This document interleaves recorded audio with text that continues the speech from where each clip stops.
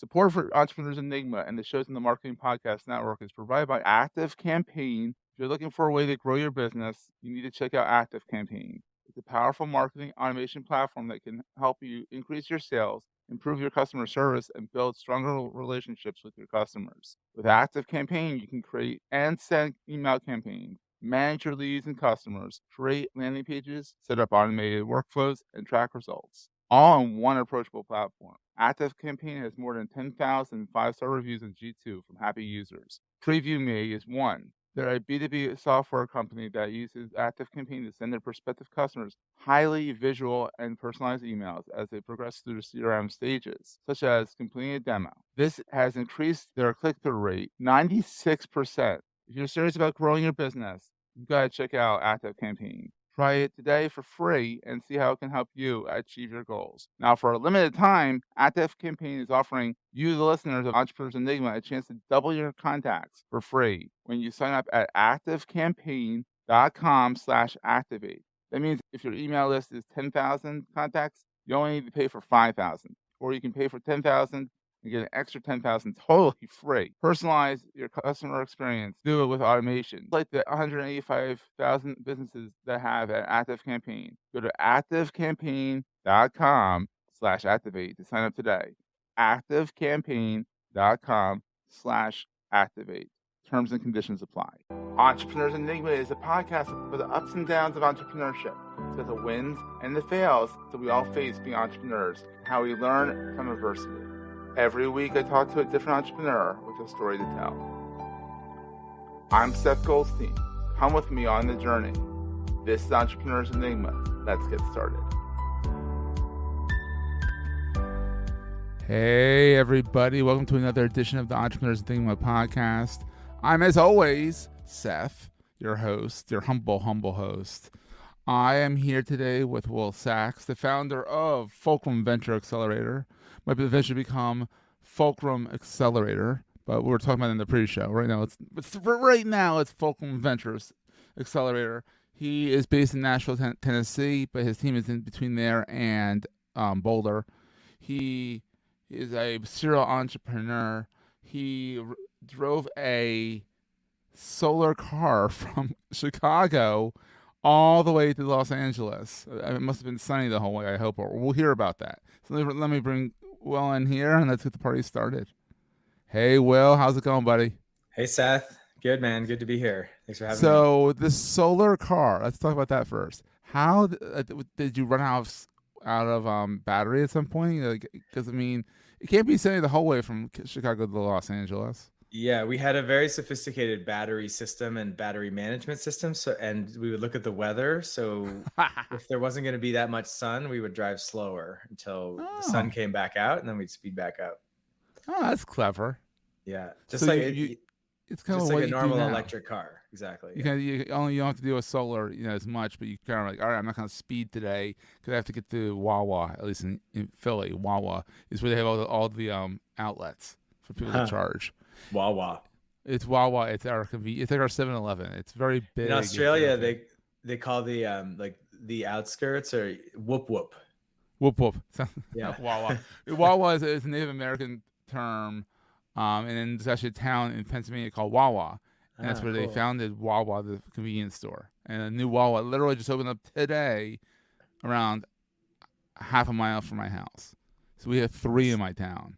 It's a little ridiculous. Like think of a how can I describe a Wawa?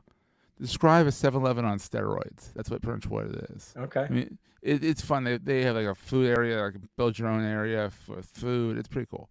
One day I'll get the founder of Wawa on the podcast. Yeah, I've never been, but now I'll have context for when I go to Philly. When you come to Philadelphia, I'll take you to Wawa. No, I'll take you to get a cheesesteak first. So, Will, you are a serial entrepreneur. I mean, look how I always say you are. Of course, you know what you're doing, But I mean, and then you had a good exit, and then you founded Fulcrum Venture Accelerator, and you've helped a lot of companies alive. I was looking at the at your logos, and they kept on going and going and going. So you've accelerated quite a few startups to seed and A round, which is pretty exciting. But like, how did this all get started? I mean, what's the backstory? Like, how'd you get started? Honestly. Well, I mean, how did I get started as an entrepreneur? Yes. Yeah. I think it was that solar car project, Oh, honestly. really? Yeah, it was a solar car project in college. And my friend Gabriel Miranov, was an incredible human being. He's since passed. Oh. But he introduced me to Robert Kawasaki's books, Oh, he's great. Yeah. Rich Dad, Poor Dad, and Cash Flow Quadrant. And I remember being obsessed. Like, we bought all the books, Oh, we wow. read them all, and we were like, oh my God, this is a profession where you get to create professionally. You get to just create things, and then people pay you for the things you create. And I remember Pretty being wild. so Yeah. blown away by that, and like entranced by it. So the solar car kind of turned into the first entrepreneurial venture, because we had to raise money. We had a product that we had to produce. It had to perform in the marketplace, which, against the other solar cars. So that was the beginning. It got to Los Angeles, and it got there. We got to Los Angeles. Yeah. And I remember going back to my college roommates, and I remember having this conversation with one of them saying, I got it. I want to be an entrepreneur. I figured it out. You can create things, and then people pay you for the things you create. And I remember it's kind of cool if you simplify it that far, but it's kind of a little bit more than that. But there's bookkeeping and all that behind it. Yeah, it's not all that's you learn rainbows. Yeah. When you get closer and when you actually do it, you learn how many moving pieces there are to make that happen. But that was the beginning. That's how it all started. And after you college, founded Kindara. Yeah, I had another lighting company after college, and I did some building management, environmental stuff, and then founded Kindara with Katie. And that's awesome. That was an incredible journey. Helping women understand their fertility. We were one of the first venture funded femtech companies. Oh, wow. Kind of helped to start the space. Like, when we started it, femtech wasn't really a thing. No one knew what that was. Yeah. Yeah. So we got to go on that ride together, and that was an amazing learning experience. I bet. Yeah. We raised a number of rounds of angel and venture capital. And then we sold the business in 2018 to another women's health company. Oh, that's wild. Yeah. And that, so I got popped out the other end of that and learned so much. They say you learn more from your failures and mistakes than from your successes. And there were tons of failures and mistakes at Kindara. Oh, yeah. And then started working with founders, started coaching. I had founders approaching me and asking for help raising money, and I started doing it. And I realized, like, I probably raised more early stage rounds than anybody should raise. We raised like 5 early stage rounds at Kindara, small rounds. And it's not a good sign. But you made it. I mean, look, you were purchased. It's not like you fizzled and died out. Like, you were able to sell it to another relevant, and it wasn't like you didn't sell it to like private equity. You sold it to another company that was relevant. Yeah, another women's health company. Which says something. It's not like, oh crap, we gotta sell this thing, dumpster fire. No, you sold it to a relevant company that wanted what you made, which is kind of cool. Yeah. We're going to take a quick break, hear from our sponsors, and get right back to the show. So you couldn't make Creator Economy Expo this year? No worries. You can get all the amazing content from CEX 2023 online with a digital pass. And Marketing Podcast Network listeners, that's you get $100 off the price. This pass includes on-demand access to 13 amazing keynote presentations, including Jesse Cole from the Savannah Bananas on how to create a fan's first business. You also get 32 in-depth how-to breakout presentations in 8 incredible tracks, including podcasting, Web 3.0, revenue growth, subscriber generation, SEO and conversion, and social video. That's well over 40 hours of programming to help you grow and build your content business from the comfort of your own computer or phone. And you have access for the rest of 2023 to learn at your own pace. Go to bit.ly/CEX on demand. The URL is bit.ly bit.ly/CEX on demand. All lowercase, all one word. And use the code MPN100 for $100 off, bringing your one-time price to just $495. All the learning from CEX on demand for the rest of the year. Get it for a limited time at bit.ly/CEX on demand. That was super cool. But because I had so much experience raising this early stage money, I thought, well, why don't I create a program that helps other entrepreneurs so they can save the 2 or 3 or 4 years that it typically takes people to figure out how to play this game? Yeah. And It that was is the a beginning game, of yeah. Fulcrum. And you've been doing that since 2019. Yeah, so 4 years now. We've had over 100 companies go through our program. In 4 close years, to- that's incredible. Yeah, close to $50 million has been raised using our process. That's wild. And the number keeps going up, and we keep getting better. Our team keeps getting better. Our investor network keeps getting larger. Our mentor network is growing. So there's definitely a need for it. There is. People don't know how to raise money. It's a weird part of human endeavor. It is, because there's some that don't want to raise money, and then they realize they need to raise money. Then they're like, oh crap, we got to figure out how to do this the right way. And there's others that start out knowing that they want to raise money and to grow their business that way, but they still don't know how to raise money, and they still need help. Because it's a different beast, and things are ever changing too, it seems like. Like there's always, the venture world is changing, especially with SVB, going bust. That was scary, I'm sure, for a lot of people. So yeah, we had a couple founders in our cohort that had their money in SVB on that day, and oh no, yeah, we were trying to help them the best we could, figure out what was happening. That was a very scary weekend for everybody. I know. I was glued to my newsfeed all weekend. I was just like, what's going on here? What's going on here? What's going on here? Yeah, we had at one point like $3 million in our Silicon Valley bank account at Kindara. So I was just picturing if we had, there were so many startups that were in that scenario, not knowing if they had just been vaporized or not that weekend. That sounds painful. Yeah. A hard weekend. Yeah. So anyhow, with that shiny note, being an entrepreneur, doing Kindara, doing the solar car, doing your buildings and all that, over time, what have you found is the best thing about being an entrepreneur versus like trying to work with in a bigger company and cohort? I mean, I think the best thing about being an entrepreneur is the freedom to create and the freedom of time and place that you can enjoy. I love that. Yeah. Yeah. And then what's on the flip side? What's the scariest thing? The scariest thing is as Dan Sullivan says, you're in the results business. And if you don't produce results, then you don't get paid. Oh, yeah, it's tough. Yeah. And then people are like, well, they want to get paid, and they want their money. And you're like, the whole team gets paid no matter what. Yeah. No matter what. The entrepreneur only gets paid if you produce results. And so I think that's the hard part of it. So going to Fulcrum, back to Fulcrum, it's been 4 years, over 100 companies, lots of money going through it and all that. Describe what Fulcrum does. Like you help coach companies and whatnot, but you do also seed invest in those companies as well. Like, are you like Y Combinator that way, or? We're getting there. We run a 90-day accelerator program called Fundraising Mastery. Yeah. And so the accelerator program that we run is really focused around helping founders close seed financing. That's brilliant. Yeah. So it's different than other accelerators that are more general. They help you work on your business, and then you go to demo day and good luck. Good luck. Yeah. Good luck. And I mentored at some of the, at Techstars and some other places. And so I think those programs are incredibly valuable, and everyone should do Techstars if you can.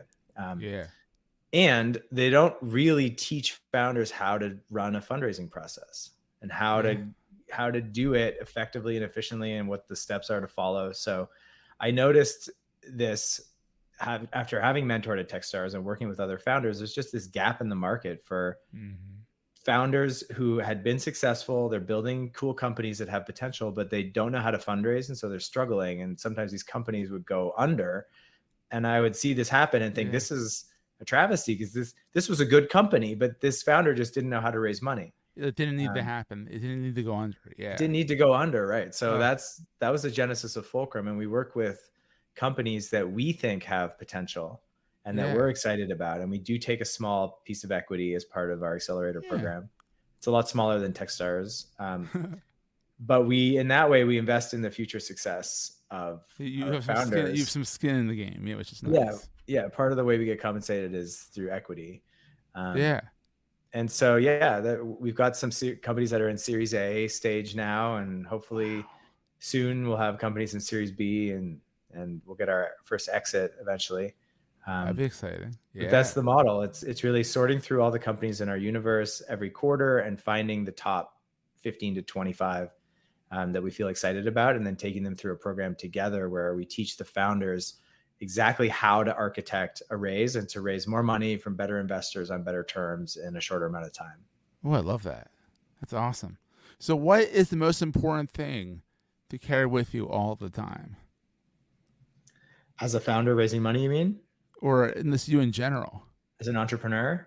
Yeah, like what do you carry with you? I mean, it could be physical, it could be your phone, it could be a notepad, it could be deep, it could be like you can go as deep as you want on this.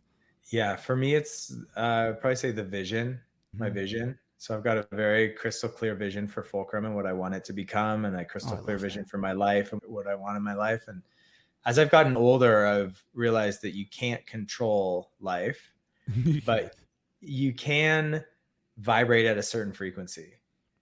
And that's been a real lesson learned for me, is sometimes it's hard to vibrate at the frequency that we want to vibrate at. Yeah, and sometimes you're vibrating off the table and it's like not the way you want to be. Yeah. Right. Yeah. So I think having the vision helps me come back to the frequency that I want to be vibrating at. That's awesome. And actually, I'll throw this out there for any entrepreneur. Write down your vision in the present tense from the perspective of the future, right? So like I'm standing on top of a mountain. Our company was just acquired. We just signed up our millionth customer, whatever it is, in the present tense. Write that out, that whole vision, and then record yourself speaking it. But wait for a day when you feel great. Wait for a day when your vibe is high and you just feel like life is a beautiful gift and you're in joy, you're in love with your life. Record it. And then take that recording and put your favorite hype music, like instrumental hype music behind it. Oh, I like that. And then just listen to that thing every day, because it'll represent you to the energy of your vision. I love that. Oh, that's such a good idea. Oh, everyone who's listening, do that. That sounds awesome. I want to do it with our founders. I think that's a great exercise. We haven't done it yet. Yeah, it's really great. I'll have to do that with my buddy Pete, who has his own little startup, and I'm coaching him through it. I'm like, I'll have to say, because he gets this is tough, and then there's days where he's like, this is happy, and he's like, this is awesome, I'm loving life, and then it's like, this is tough. Yeah. So it's like, and it is. Entrepreneurship's a roller coaster. It's such a roller coaster, and there's so many things that are out of your control, like the Silicon Valley Bank thing, for example. Yeah, like, seriously. I mean, even without VC's control too. I mean, everyone was like, "What the heck do we do here?" Yeah. And I think I only think the people that kind of flubbed stuff at Silicon Valley Bank thought that was going to happen. I don't think anyone thought that was going to explode the way it did. And then and then there was like 2 other banks that went that day too. It was like, what the heck? It was a very quick scare, but it's not going to be forgotten for a very long time. Yeah, 100%. So I think it's like we can control certain things, we can do our best, and then at some point there's things that are out of our control, and that's part of what's hard about being an entrepreneur. Is it's not often easy to tell if your certain business results are because you're a genius or you're an asshat or the market, or something else. Exactly. It's hard to tell sometimes. It really is. So best place for people to find you, I guess, would be Fulcrum, over at Fulcrum, right? FulcrumVentureAccelerator.com, right? Yep. Yeah, you can just Google Fulcrum Venture Accelerator. You'll find us. And we're always looking to meet founders who are building impactful companies that are going to make the world a little bit better and who are at the seed stage raising money. That's awesome. And where do you hang out online? Are you on LinkedIn a lot, Instagram? Like, where's your watering hole? I don't really, Seth. You're brave. That's awesome. That's the real answer. I mean, I guess LinkedIn. Yeah, you kind of have to kind of dabble. Yeah. I make music on Instagram. If anybody wants to check out my Instagram, it's Kukaro, Kukaro. But I don't do much business stuff on there. But still, if you're interested in some background music, want to listen to music and jive and get the vibrations the right way, Get the vibe. Get the vibe. That's awesome. Well, this has been so much fun. I'm so glad we got to get you on. This is fantastic. Yeah, me too, Seth. Thank you, man. It's been great. Awesome. And we will see everyone next time. That was a great show. If you're enjoying Entrepreneurs Enigma, please review us in the podcast directory of your choice. Every review helps other podcast listeners find our show. If you're looking for other podcasts in the marketing space, look no further than the Marketing Podcast Network at marketingpodcasts.net.